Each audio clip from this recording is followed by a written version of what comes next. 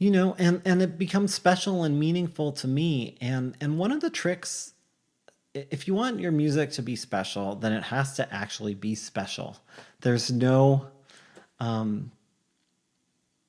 there's no magic formula.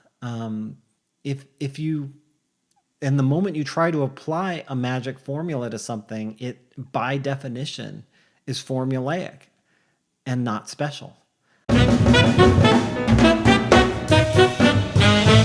Hey, Rangers, I hope you all had a wonderful break. I am excited for this term. Um, yeah, it's going to be great. Most of you are returning from last term. There are a few new folks who are joining the class. Welcome. It's going to be a little bit different than last term and a little bit similar. The big thing that this term has in common from last term is that we'll be working on something new each week, but part of a big picture. Last term, it was all about lead sheets, making lots of them. This term, we're working on one arrangement for the whole term. Now, one arrangement is something that, in theory, you know, you can do in an hour.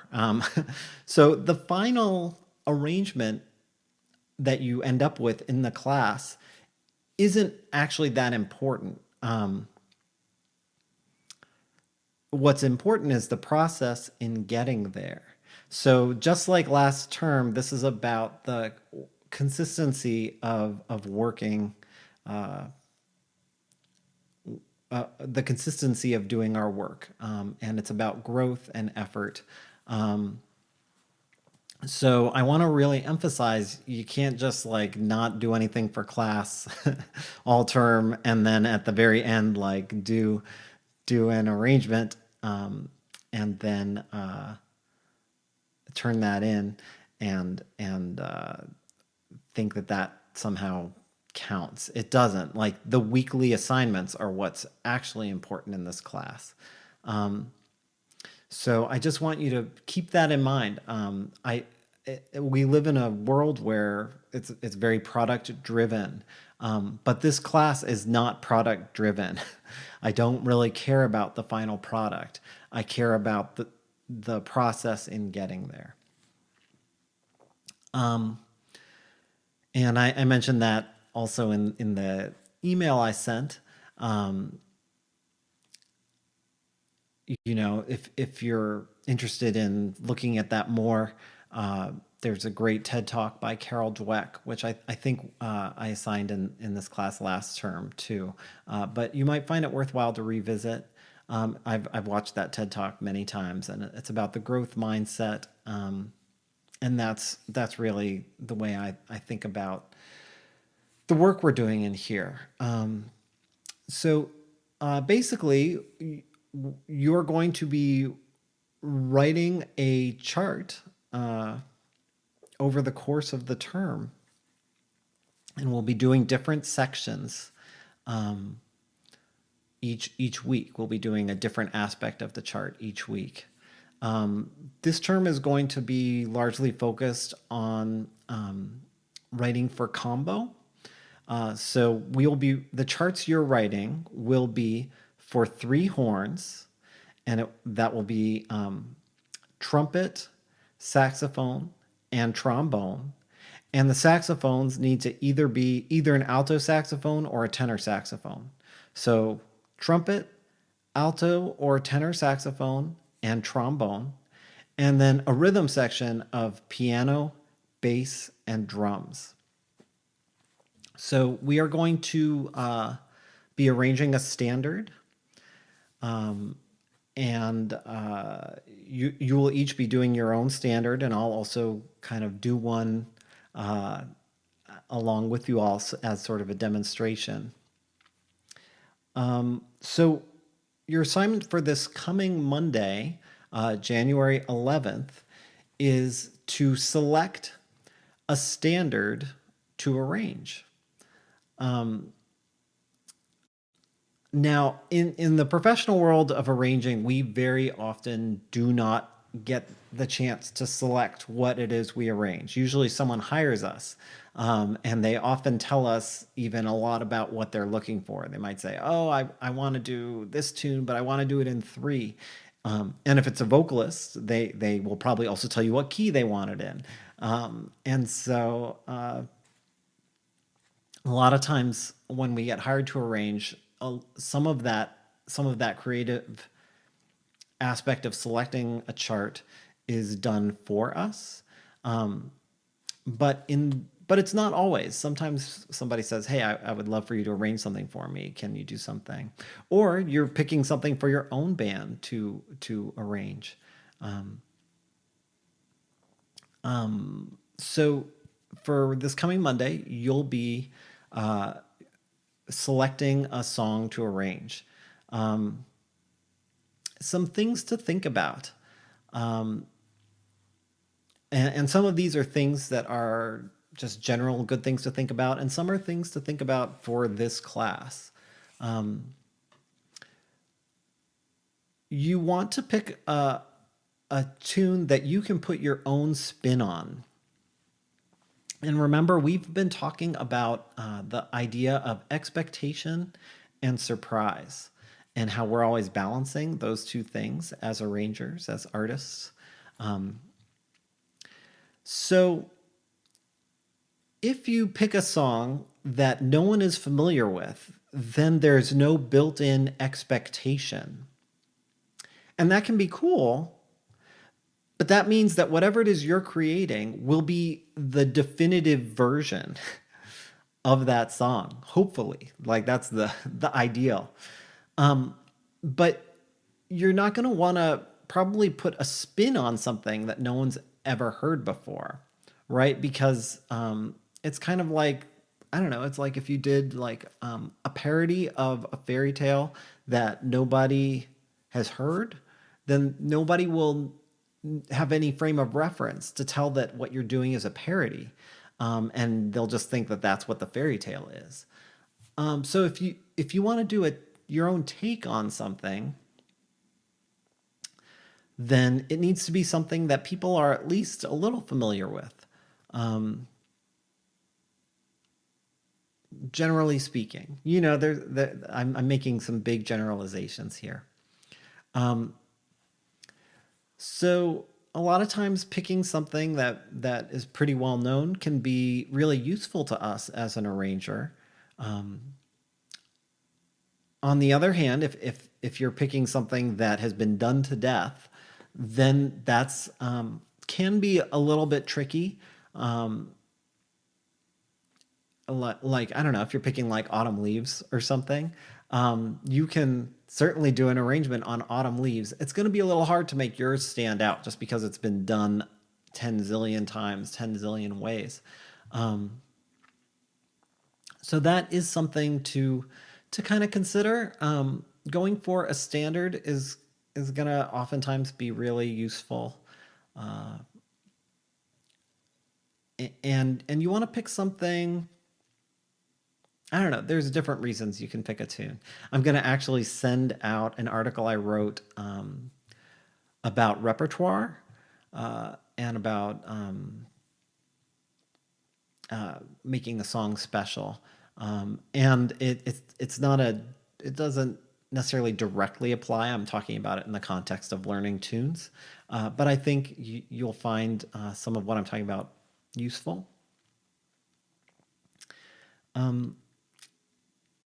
So anyway, picking a standard can be really useful for this class, and that's what I'd encourage. And something that you can put a take on. So if it has lyrics, that can be really helpful. We want your arrangement for this class specifically to really be different than how you might be familiar with the tune. So if it's something that's in the real book, you need to use chord changes that are very different than what's in the real book, at least in part. Or something rhythmically that's very different than what's in the real book. You got to do something where where you couldn't just like tell the band, you couldn't just show up and tell the rhythm section, hey, play this in seven, and or put an Afro-Cuban groove on this. Like more than that. We need you for this class doing something with the tune that's really putting your own spin on it. And we'll listen to a few examples of that momentarily. As far as what also makes that doable, if you are picking something that is already very I don't know, that already has a really that what you like about it is already really a part of the original tune, then you're probably going to want to keep whatever that part is. So, for instance, like a lot of Duke Ellington compositions, or say Charles Mingus, Billy Strayhorn, a lot of those tunes, the harmony in the original versions is really stellar. It's really great, at least for me. So like reharmonizing Mingus is not something I ever want to do. So, and that's because I love Mingus so much. So usually if my band is playing a Mingus tune, we basically are just adapting the Mingus arrangement. I don't usually do any sort of spin on what Mingus is doing. But if I were to do that, I'm probably not going to do like a reharm on Mingus. I'm not going to reharmonize the chords. I'd probably shift things up rhythmically or something like that. Maybe there's some contrapuntal aspect I would approach if I were trying to do something different than the original Mingus. But and it's the same with Ellington, take a tune like or like Billy Strayhorn's Isfahan, beautiful, beautiful composition. The chord changes are wonderful. So I probably would be really hesitant to change the chord changes because that's so definitive in the original. What I'm more likely to do with a tune like Isfahan would be just to change up rhythmically. So the original version is kind of a ballad that featured Johnny Hodges, but it's been done as like a medium up swing. Joe Henderson has a really nice recording of that, and so that might be a way to treat it. But I would encourage you to do something for this class. Really, try and think outside the box. Take risks. That's what this class is about. There are situations in real life where the final product is what really matters. And if you're writing for a recording session or something, like I'm not gonna. If I get hired to write for a recording session, then it's going to be really important to me that whatever I show up with at the recording session is like solid and good and like people can play right off the bat. But this class is not about that. This class is all about process. It's about taking risks. It's about trying stuff, figuring out that it doesn't work, try something new, rewrite. That's what this class is really about. So. And doing it and working regularly on this stuff. So anyway, in picking a tune, I would encourage you to pick you've got to pick a standard, and I'd encourage you to pick something that's probably more on the traditional end, something that's got some 2/5s, 2/5/1s in it, that maybe lends itself to you putting your own stamp on. You know, Another thing to consider, sometimes doing a tune that you don't like can be can be really helpful, because if you can find some, even in a tune you don't like, there's oftentimes you can find something about it that you like. And so if you can find that thing that you like about the tune and bring that aspect of the tune forward, if you can bring that out, then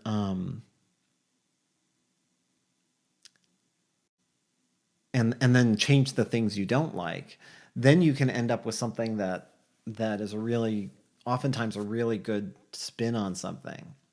A good example of this, and we'll listen to it in a few minutes, but there's a few years ago, Daryl Grant was doing a Sting concert, and I was really honored. He asked me to arrange a song called Fields of Gold for the concert. And I actually am not a big fan of that song, but I went and listened to the song, and I did find some things about it that I liked. I liked the words, and then I also could tell what I maybe wasn't that keen on about the song. In that case, it was, I felt like, I think it needed a little more space to my ears. So because of, I realized that, I was able to say, okay, I'm gonna bring out the words, which I like, but I'm gonna add some space and kind of lengthen some of the phrases. And I actually, now I'm a fan of the song, especially that arrangement. I'm really pleased with how that turned out. So sometimes you don't have to pick necessarily your favorite song. In fact, a lot of times some of my favorite songs are things I wouldn't want to touch, because I feel like they're so perfect. I wouldn't want to mess with them. A lot of, like I said, like Ellington and Mingus stuff, I feel kind of that way about. Another thing for this class specifically, you'll want to consider, for the purposes of this class, we are going to be writing arrangements that have lots and lots and lots of sections. So all of your charts are going to have, in addition to an in-head, you'll have some kind of ending. You'll have some kind of shout chorus or interlude. You'll have solo changes, possibly multiple solos with different changes. You'll have solo backgrounds that happen underneath the soloist. You'll have an introduction. And, coda ending. So lots of different sections. And it's going to be for 3 horns. And no vocalists.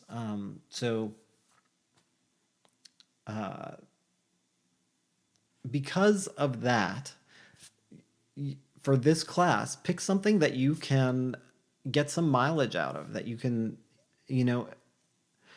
it's not to say that every composition, every arrangement needs to actually be that way in reality. In fact, it would get kind of fussy if every song had all those sections all the time. Particularly what we often like about small group writing is the freedom of the individual players. And so the more sections and stuff we add, that can start to take away their freedom. So in reality, you might not want all these sections. But for the purposes of this class, because we need to learn what it is to write a real introduction, to write a real ending, to write a real shout chorus, or a real interlude, or real backgrounds, to really write all these sections, you want to pick something that's going to allow you to do that, so that you can learn that stuff. You always have the option to cross stuff out after the fact, right? So I've definitely done that many, many times. I write stuff just because, like, I'm not sure if I want something or not. And then I stick it in front of real people and I say, you know what, it feels too fussy. Let's not do that section. Let's just cross that off. And that's cool to do. But anyway, so for this class, pick something that will allow you to make the most of it. I'm trying to think if there's anything else I want to say about picking a tune. Picking a standard, you want to pick something with lyrics, probably, or at least I'd encourage you to do that because it gives you so much more to think about.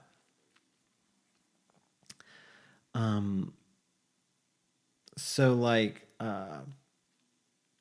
and you often can put a spin on the lyrics.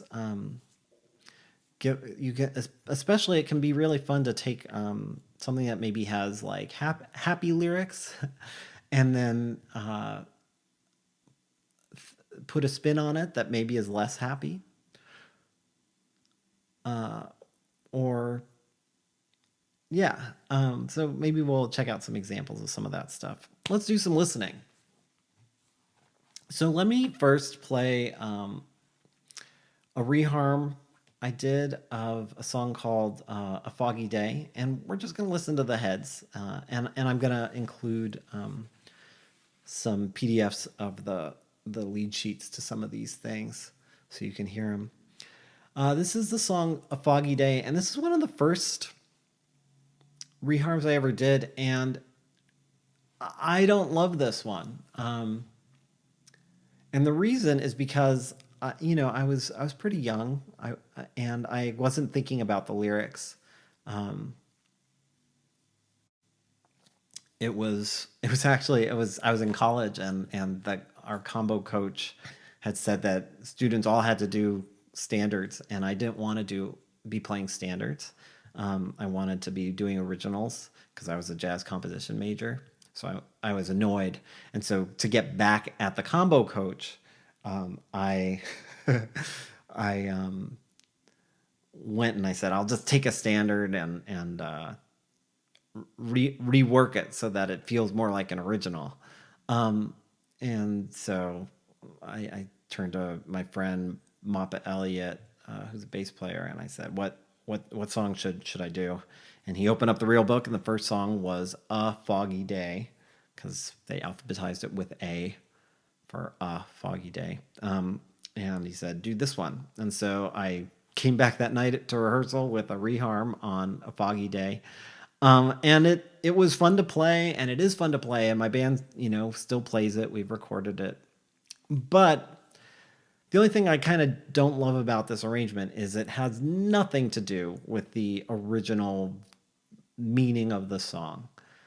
So it kind of works as an instrumental, but if anyone ever wanted to sing it, it really wouldn't make sense. And it kind of also, to me, that when so music, one thing my teacher when I was in college, Wendell Logan, great composer, used to say, music is not about music.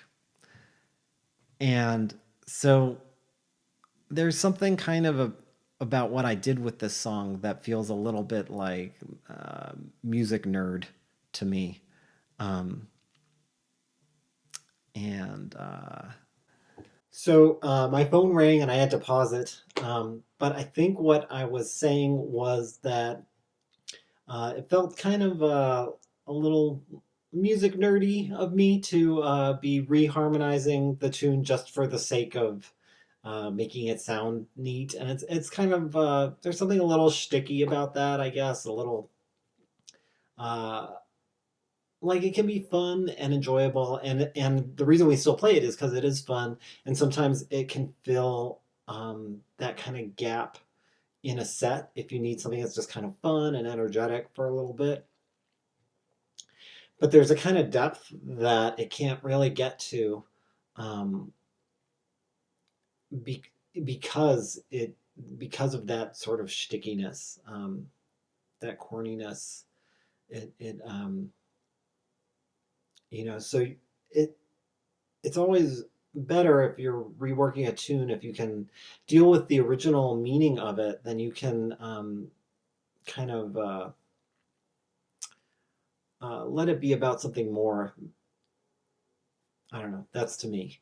See what you think. Anyway, we're gonna listen to some of this music I've been talking about. And I am sorry. I'm just gonna say I'm sorry. I know I feel a little awkward in these videos, um, and um, I'm just doing my best to kind of lecture to my computer screen, and uh, I'm just doing my best.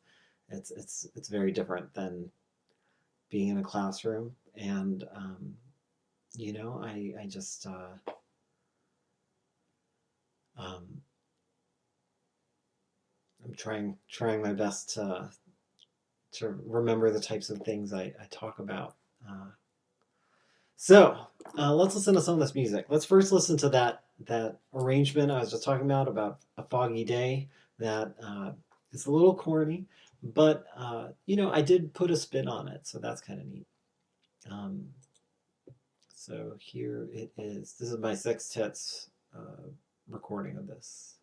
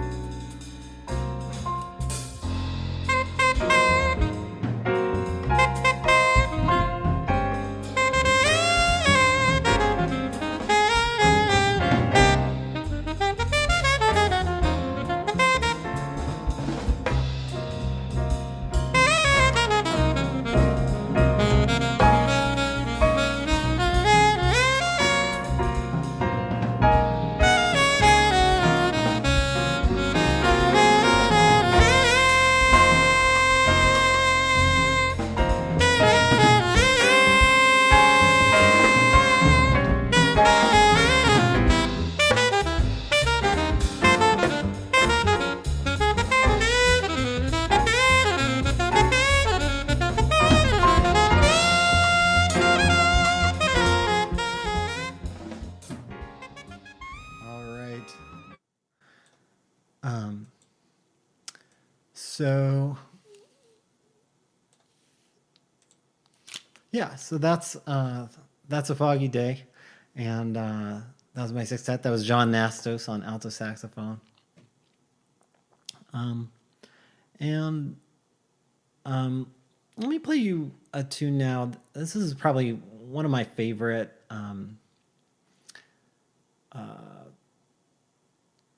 reworkings of a tune I did. It's a song called Blue Room, and it's a Rodgers and Hart tune. And it's an old classic tune, but it's kind of originally a pretty happy sort of song. And I tried to take it to a little bit of a darker place, rather than it being a song of someone saying all of the wonderful things that it's a love type of song. And rather than the singer of it saying all of the wonderful things that they're going to have, like it's their plan and it's a realistic sort of goal, I treated it like it's sung in someone's imagination, and they're really actually singing about something that to them is like unattainable. And this can be sort of I mean, it's a sort of dark kind of thing to talk about. And so that allowed me to keep in these moments of light where it's the beauty of their imagining, and then darkness of their actual reality, and kind of to explore kind of the distance between those two things. And it becomes special and meaningful to me. And one of the tricks, if you want your music to be special, then it has to actually be special. There's no magic formula. If you, and the moment you try to apply a magic formula to something, it by definition is formulaic and not special. So it doesn't have to be special to everyone. It just has to be like special to you. But that is what is going to make your music special, and is that it has some sort of meaning for you, that you've given it some thought, that there's something individual about it, something that you're drawn to, that feels specific to that song.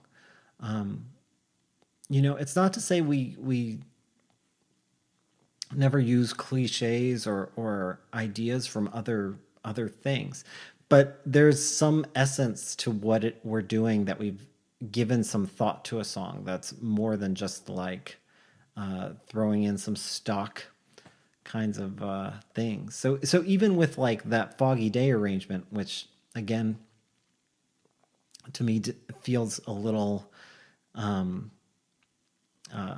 I don't know, a little geeky.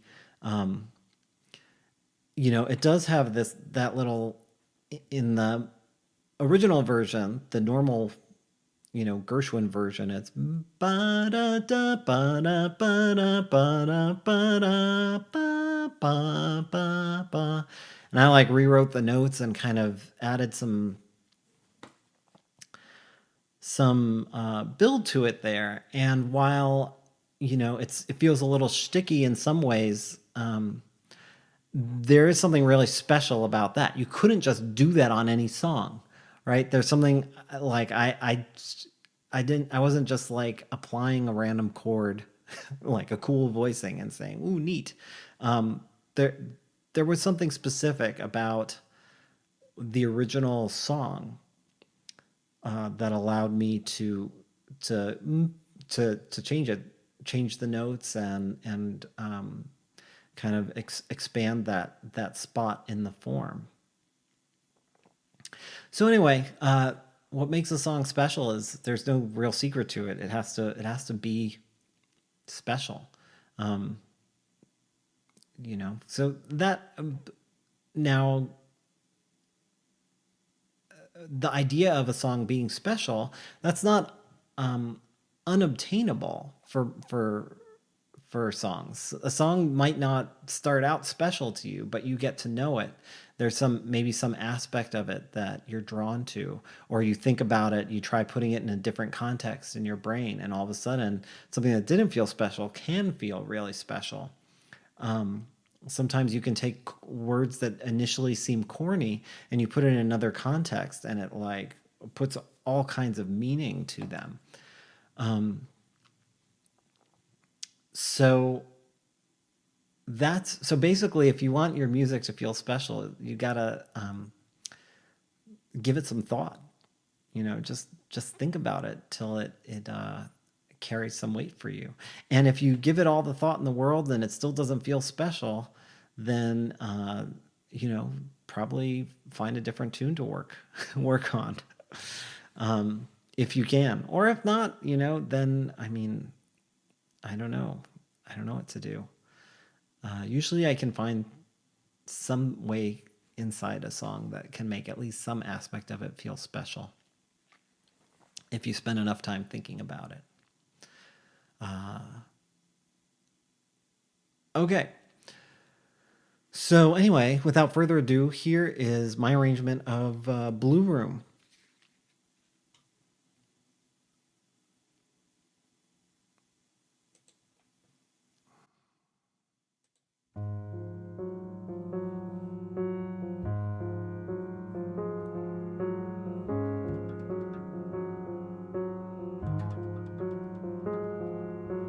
We'll have a blue room, a new room for two,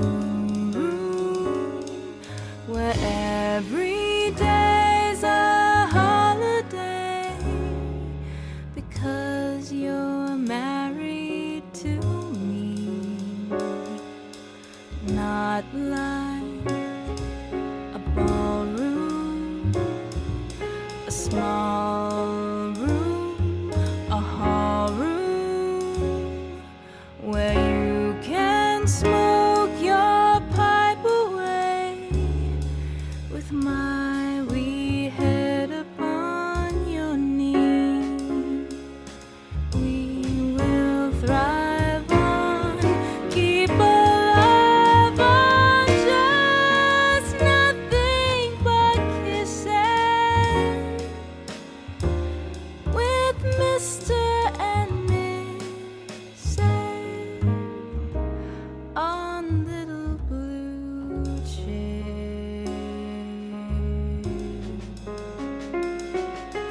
I'll wear my trousseau and Robinson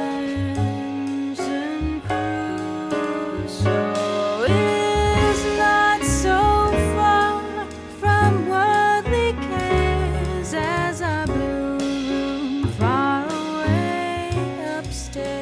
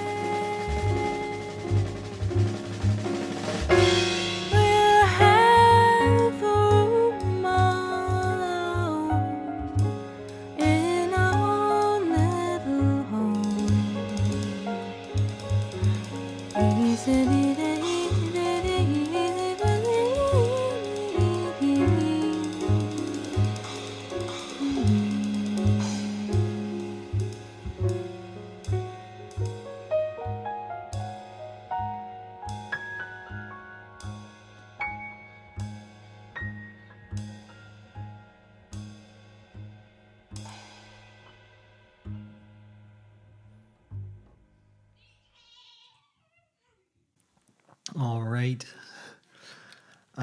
So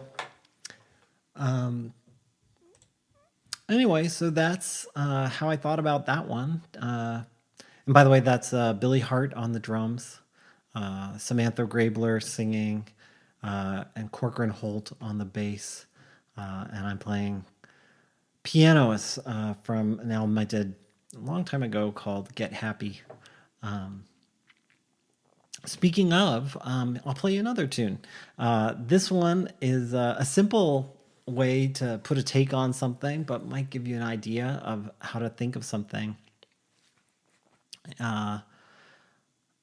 This song is the song "Get Happy," and I just decided I wanted it to feel like. Again, this whole album was lots of it was taking tunes and putting them in different contexts. So with the song "Get Happy," it's classic. Forget your troubles, come on, get happy. I wanted it to feel like a certain manic pressure to feel happiness. That was kind of what that album was often about, was like sort of pressure to feel happy all the time when you're not really. So what I did was I decided to play the melody a half step higher than the accompaniment, or basically, yeah, it was like have my right hand be in F sharp and my left hand be in F. So it would feel so sharp that it was like feeling almost manic. So anyway, this is how that one came out. Let's see.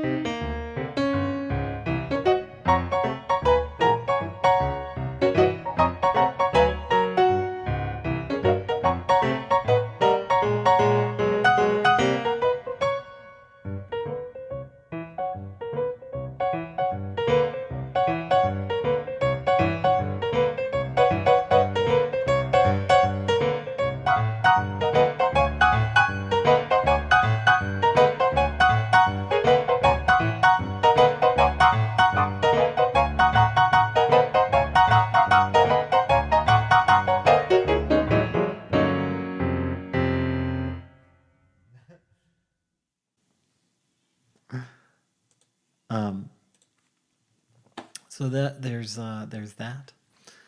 Yeah, I'll do just a little of some of these other ones that I talked about. Here's that Fields of Gold arrangement, and this is after I did it for Daryl. I reworked it for PDX Collective for the vocal group at PSU. So this is them singing it in a few years ago.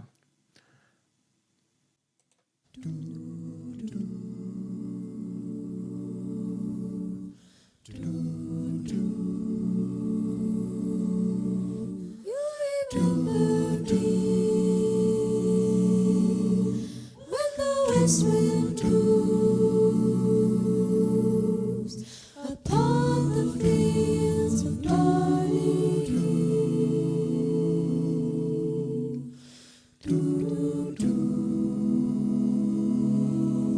You forget the sun in its jealous star. When we walk in fields of gold.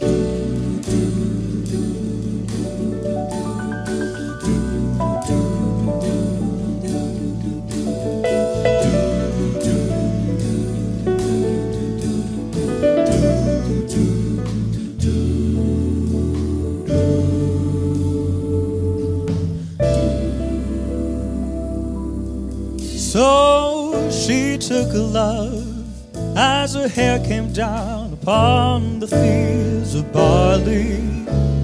In his arms she fell as her hair came down among the fields of gold.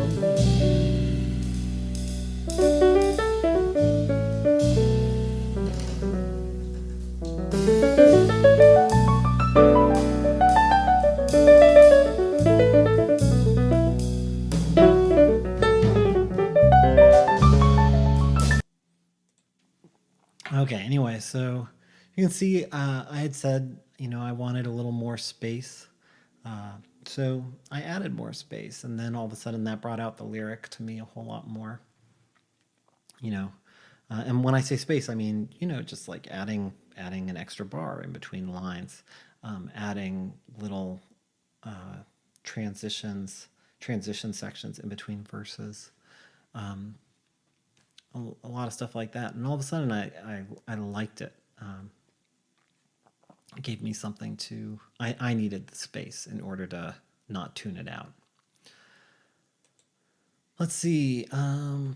Other songs. Sometimes you can combine songs, like use one song as inspiration for another. So like I did an arrangement of a song called "You'll Never Walk Alone," which is Rodgers and Hammerstein's song. But I used the chord changes from a Carla Bley composition called Ida Lupino. And I used the chord changes to that tune as an intro. And then I sort of based my reharm. I used that as a jumping off point for the reharmonization I did on the song. So here, I'll play just some of that. Just to give you some ideas of how you can think about putting your own spin on a tune.